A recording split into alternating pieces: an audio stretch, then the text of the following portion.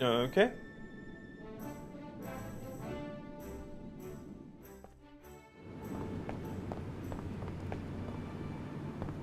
I'm not sure what sort of colouring should go into one of these energy drinks, but what's to say that purple wouldn't do the trick? Your defence strategy doesn't work too well now, does it?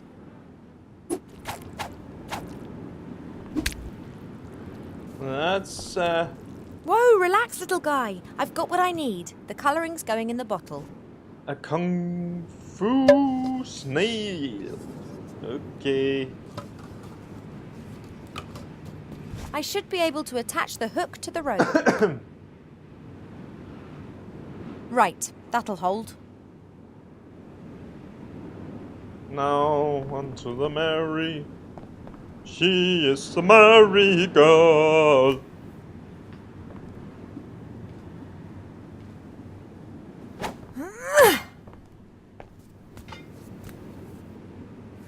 Now she will walk on the rope instead of swinging over there.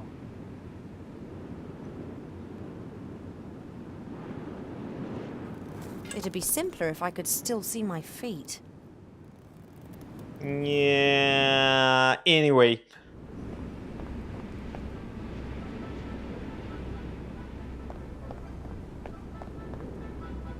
Nate and Critter aren't great believers in order. Ship shapes not to be found here. During my first days on the Mary, I tidied up after them. I soon gave up on that.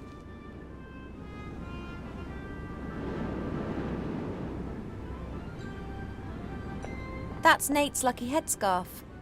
He put it on during stormy weather.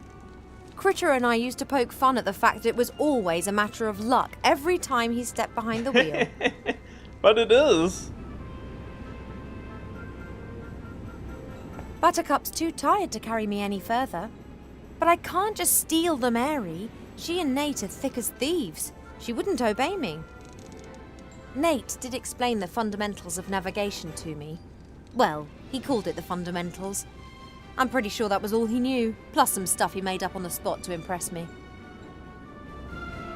Yeah. After we defeated the Archwitch, we returned to the temple where we'd left Mary. We flew her to Seastone and Nate fired off 3 salute shots. There were only a few injured. When I saw Nate for the first time, he was sitting in this very cage. The bounty hunter Mazaz had captured him. He managed to convince me that he was a capable captain able to help me. I thought he was brazen and pompous and clumsy and somehow also very sweet. Yeah. I shouldn't have got involved with him. The heart's a poor counsellor when it comes to matters of love. Well, girl, you are right about that one. I don't know what happened to Mazaz. Nate somehow managed to outwit her in the wildlands. Perhaps she managed to capture him after all and brought him here. Nope. That was a gnome. A sticky-looking pot with, some sort of slime. We don't have any machines in the Elf Burrow, but Wilbur told me about how he was responsible for oiling and greasing all the machinery in the gnome hole. I imagine the stuff in this pot is the same sort of thing.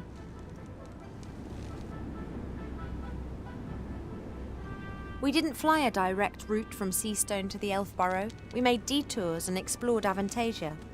Once we spent 3 days and nights drifting over the ocean because Nate and Wilbur tried to give the engine a bit more power. It was wonderful. The peace, the sea, the moonlight, and the 2 engineers making things worse each day. Yes, that sounds about alright.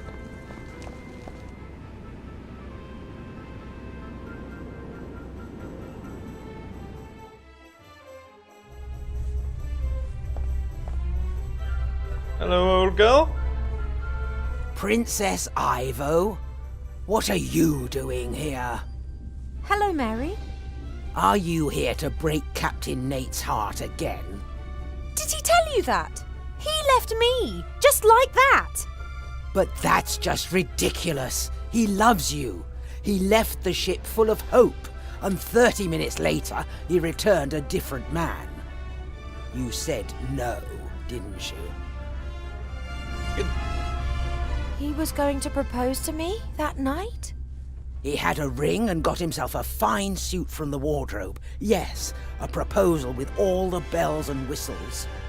He was so nervous. He'd practiced the whole day, asked me what I thought at least 100 times. He didn't ask me once. He didn't? I was convinced that our sudden departure was down to your refusing him. I said some horrible things about you, but Captain Nate wouldn't stand for it. When he left the cabin carrying the ring, that was the last time I saw him truly happy. Oh, that's...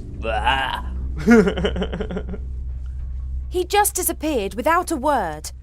And I never got a marriage proposal. But something must have happened. Otherwise, why would he have just left like that? I woke up and wanted to go to him, but Mother told me that Nate had disappeared in the middle of the night with no explanation. I was sure that it was just a misunderstanding and that he'd come back, but he didn't. Oh, sweetie, that is simply dreadful. I was distraught, then angry, and after a while I started blaming myself. I'm a modern elf princess. Why am I acting like some silly little girl just because a bloke's left me? So what brought you here? Why did you come to Tugator? Captain Nate made a deal with a little bounty hunter in Bonzing. A gnome, I think. I hardly believed it when he gave me the course, but he said it was important. The most important thing in the world. A wretched magic lamp was the most important thing to him, huh? When Tugator appeared on the horizon, Nate let the bounty hunter put him in chains. Just like I was put in chains by the Red Pirate when we eventually reached the island. The next day, I felt the chain release itself. There was lots of shouting and noise, and ever since, I've wondered what was going on. And then I came down the stairs. Exactly. The princess who had given my captain so much heartache.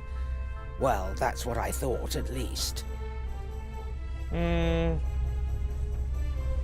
Whatever the reason for him running, he shouldn't have just turned his back on me without explanation. Not that I wish to defend him, but do you think he might have got cold feet because of your child? Oh, congratulations, by the way. Oh, it's not his child. What? You lying harlot! Go all doe-eyed at my Captain Nate and then go whoring around with someone else? And here's me, gullible Gertie, almost falling for your lies. Well, just you wait. That's the same reaction Nate had. I have never and would never cheat on him. My pregnancy's a bit of a mystery to me as well. But hey, thanks for your support. Oh. Mary's just like Nate. She jumps to the wrong conclusion and doesn't even give me a chance to explain myself. It's so unfair. We had a lot of fun with this wardrobe. Or more precisely with the costumes in it. We had fashion shows every evening. Wilbur and Critter looked hilarious. Happy times. I'm not going to poke around the wardrobe. Too many memories. Okay, no poking around. Chaos wherever you look. Nate is and always will be a pirate. Nothing's going to change that. Nothing at all.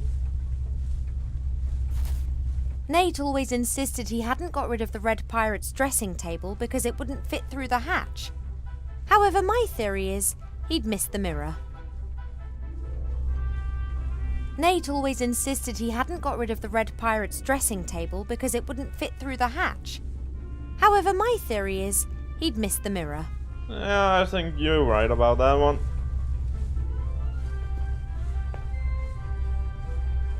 Critter puts huge quantities of sugar in his tea. He gets that from Nate. Neither of them understand the rationale behind drinking tea. One heats water, puts tea into it, and then pretends that it tastes of something. Sugar and milk are just an interference. A good handful. That should do. Okay, the oven. There's a whole heap of coal glowing in the oven. Perhaps not enough to give Mary some steam, but certainly enough to grill half a pig with strawberry jam and pickled gherkins. Did I really just say that? Yeah, I was sure that, girl. I'm afraid to say it to you, but you are pregnant. Oh yeah. A ridiculous amount of sugar. Basis of many drinks.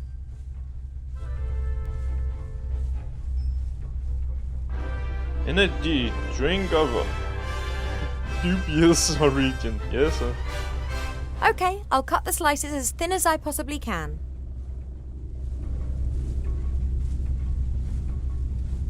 The thin potato slices get put into the pan, like this.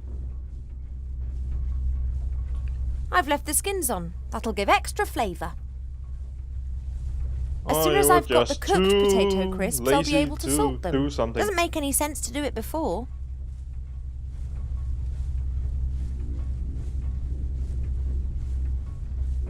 The pot's half full of fatty grease. The potatoes would just burn and shrivel in the pan. Do I really want that? Fat is used for cooking, but this? Whatever.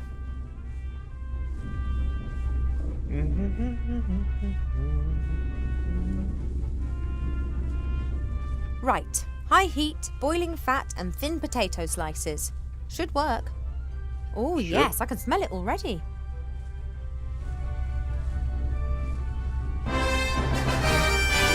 Done. If I didn't know it was just my hormones talking, I could easily eat those.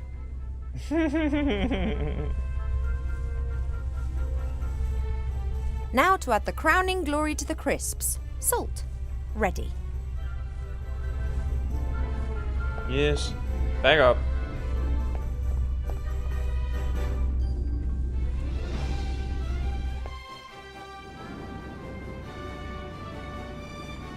Now back to the Oracle.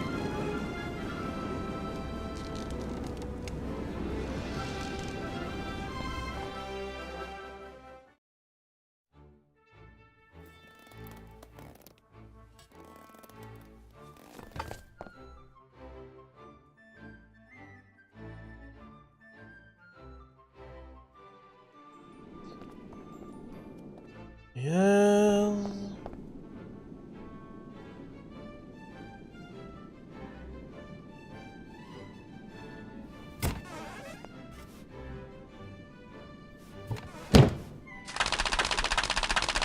That's that then.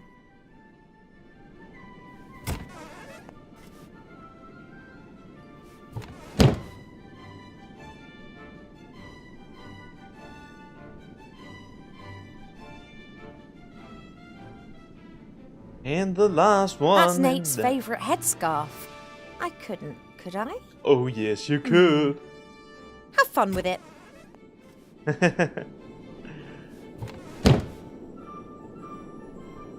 All right then, open sesame. Are you taking the piss? I'm gonna do call and you can it up your you.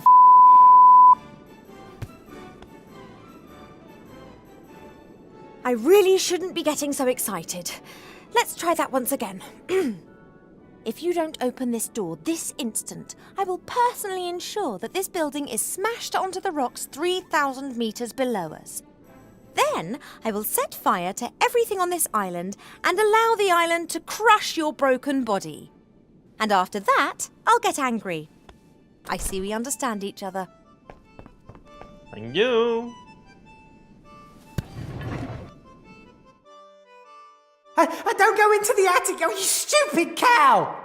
Oh, yes, strawberry tart. Don't go there, honey. He's only gonna cheat on you. So you are this oracle? Good guess, Princess Ivo. You're much shorter in real life. Well... What's this about offerings? Do you think I'm going to